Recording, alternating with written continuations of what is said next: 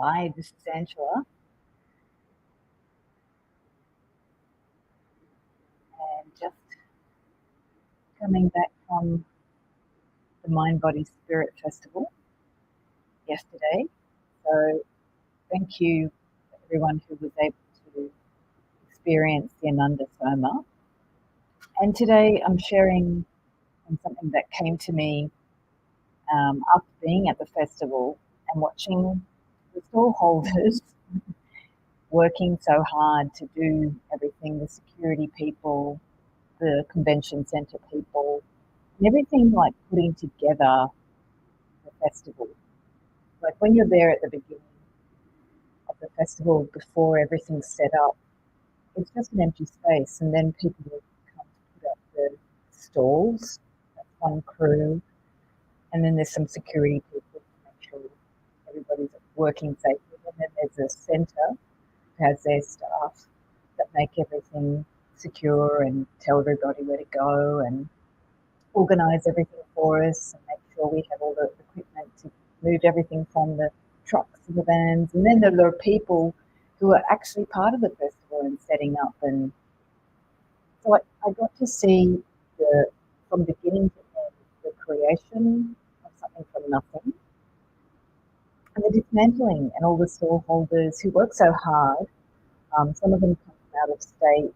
I'm in Sydney, so I'm doing the local festival, and I'm 20 minutes by car or 45 minutes by public transport. But some of them are hiring somewhere to stay, driving all the way from another state. And it came to me that how hard they work to offer their services or products. So there's everything at the Mind Body Spirit, from turmeric of all sorts of varieties to massage chairs to jewellery from Simone Dennis, Central Coast. Thanks, Simone. Got a nice glass piece here. And also to more of the spirit and mind elements, such as coaching and certainly what we're offering, which is of the divine and spirit in the Golden Age movement, and healings and other energy work and other things. And it came to me that the stall holders put in a lot of work into this offering, and how much work goes into each stall holder and how they are committed and passionate to do that. And I had a really great discussion with the security person who runs the Mind Body Spirit security in several of their events and does other events as well throughout the year. And they're responsible for keeping us secure and for all the staff that turn up. And we were talking about the passion that's required to do what they do, the stall holders, security people, and some of the staff that do security.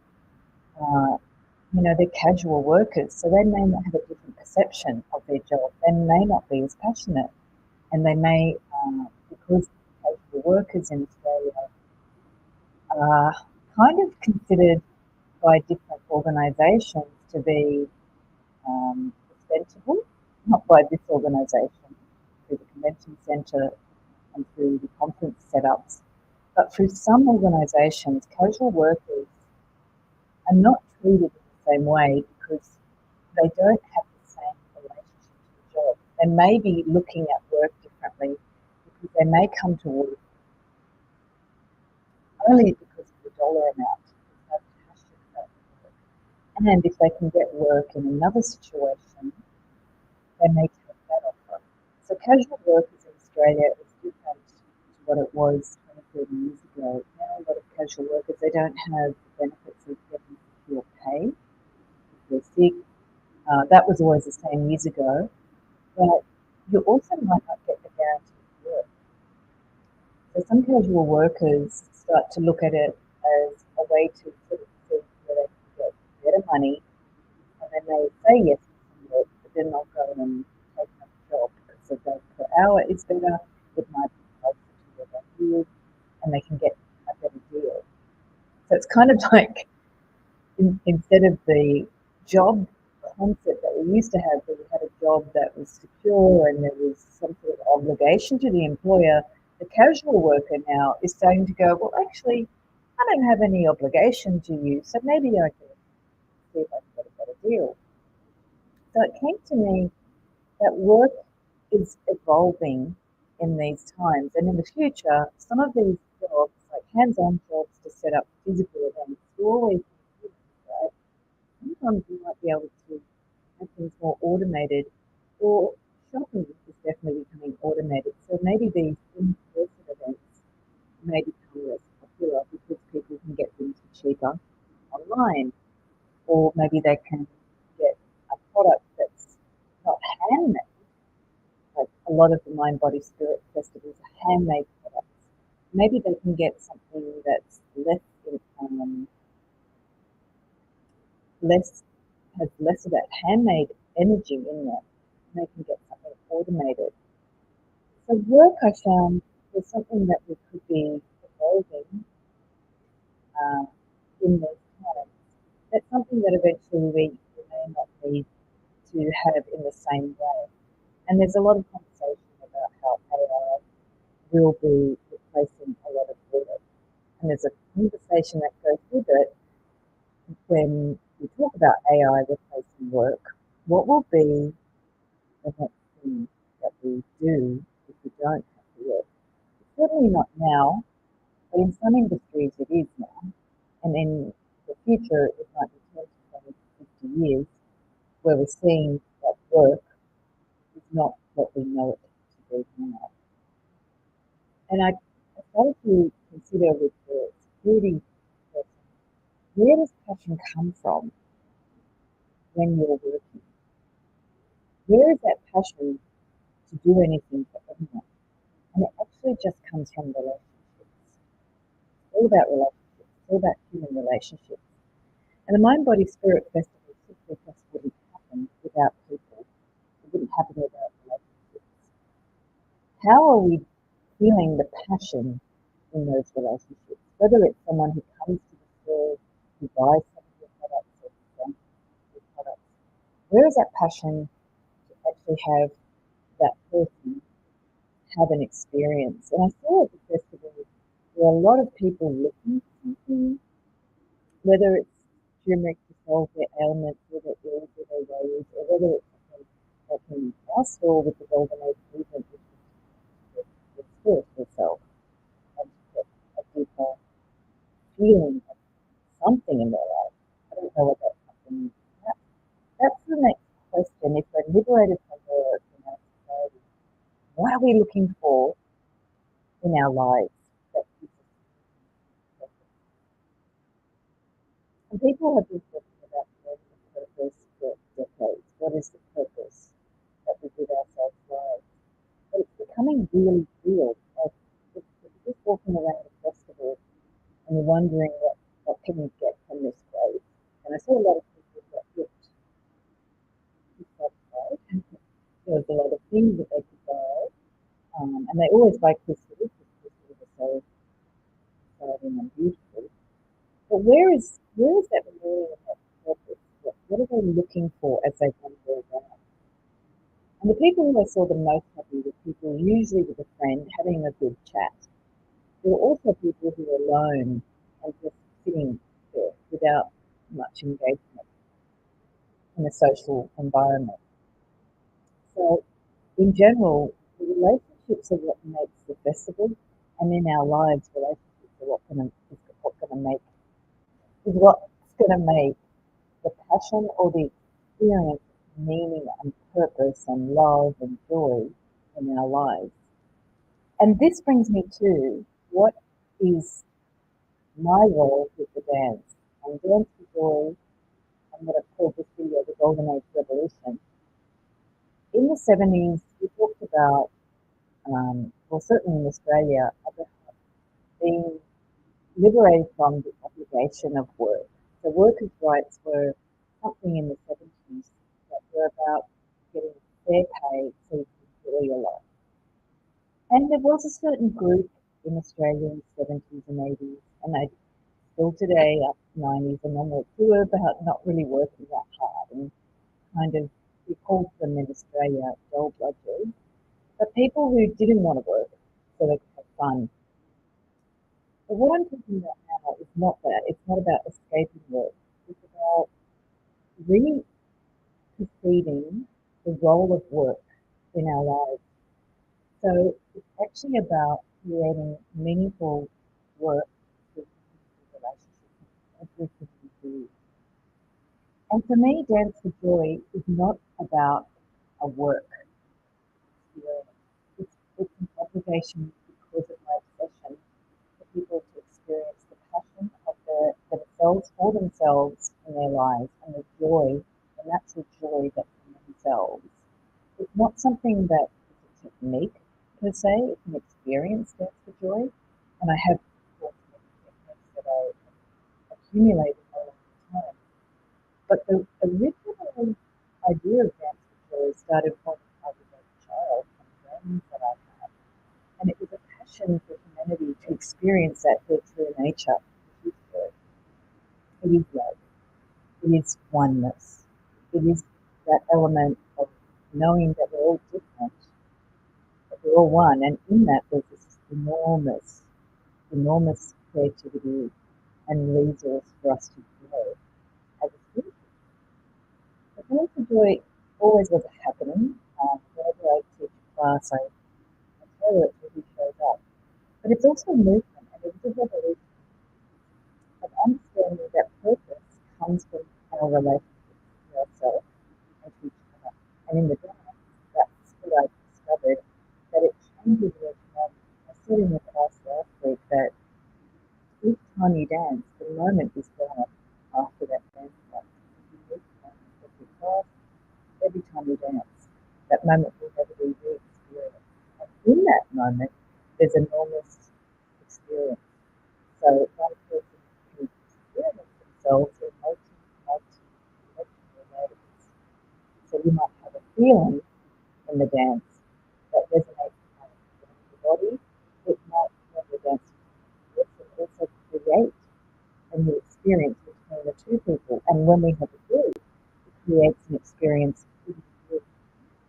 So I've seen these incredible experiences in every dance workshop that I've done. There's something that happens in that workshop will never be re-experienced again.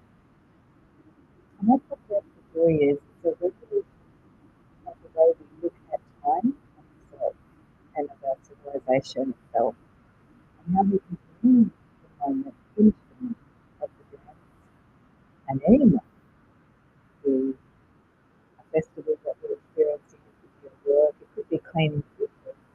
Any moment can be this experience of extraordinary self-perception, because you're full of this experience of love and joy, which can't be sort of quantified. It can't be quantified by I did this job, and I got it. Because the experience itself is full of the self inside of you that is. And this is my mission that I discovered in my dance workshops in the 90s, 2000s. When I was on the dance floor, I discovered this incredible, I think the words grace, presence, I also call it joy. It was that incredible sense that I'm where I'm meant to be, and everything is right in my life and in the world. Even if there's disasters, it's incredible knowing there's a good reason behind everything. I'm not saying that this is so good, but that there was something that we were in process with, and some of the things we were present at this experience in our lives.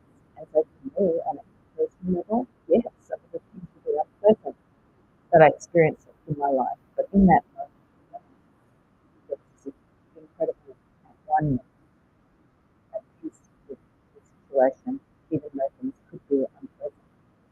And I wanted to know how to bring that oneness that I experienced in the dance into everyday life. And that's what we do with the Golden Age movement. So we have that, that that we do transfer to, so you can receive it every day for free online, and you can contact me if you want to know that.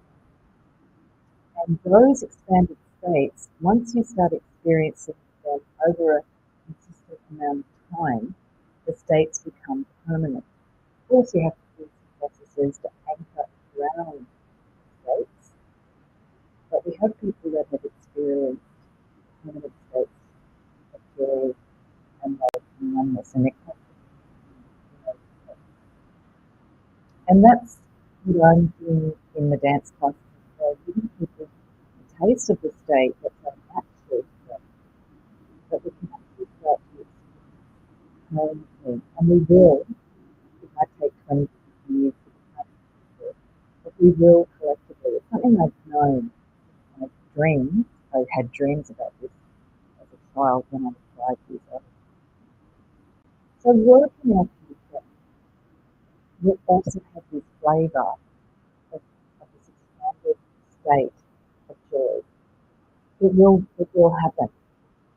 Right now, we're globally, but people are trying to work out how to use AI to make work more efficient, more make their money. But they haven't asked the meaning questions, and they're not going to, because in the process of trying to make about the visual meaning of making money. So it's up to us to bring the meaning. It's up to us to find that passion. It's up to us to cultivate it. Because meanwhile, other corporations are taking care of it. So our job, humanity, is to take care of the purpose and the passion and the sense of the life. And that's where it can get humans. Not that we're lazy, but we get sucked into the wheels of the economy and profit driven, which is fine, that's what we do. But it's not human centric, and it's definitely not um, allowing us to because the profit is certainly the priority for the organisations that are focused on the leading services. But there's no obligation for those organisations to take the meaning for the future. There's no requirement for it. It's not in their agenda. It's just not. So it's not the corporations that are making us lack meaning. It's that we as a species haven't got a step forward to create the meaning. We haven't done that collectively. We've left it up to other institutions like spiritual groups or religious organisations. And we as a species have kind of said, well, they can do the meaning, right? And we'll just focus on, I don't know what, getting by. So my sense of joy purpose and the golden age revolution is to step forward and say, yeah, I'm stepping forward for passion and purpose of joy, for the purpose of dance joy. And I'm creating a space. I'm also starting online classes April 4th where you can join online in the morning, Monday morning in Australia, but it will be here Sunday evenings. And that's what I'm check that out, April 4th. But I'm creating spaces to cultivate our natural joy so it becomes an amazing. We all know when a baby is born, it's naturally joyful.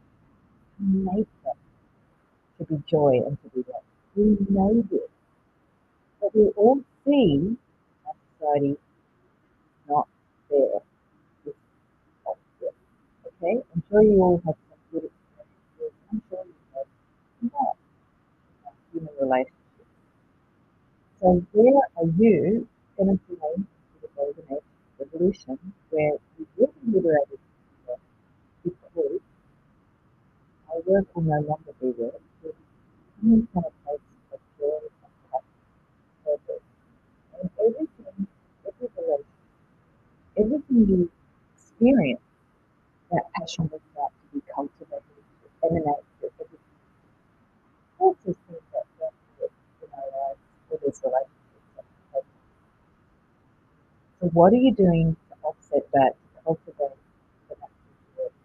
And that's why I leave it with you today, because the class has also will experience a Sufi dance after working with different classes, different that is the Middle East, their dance is more Afro Zumba and some other world crew in our bodies, yeah.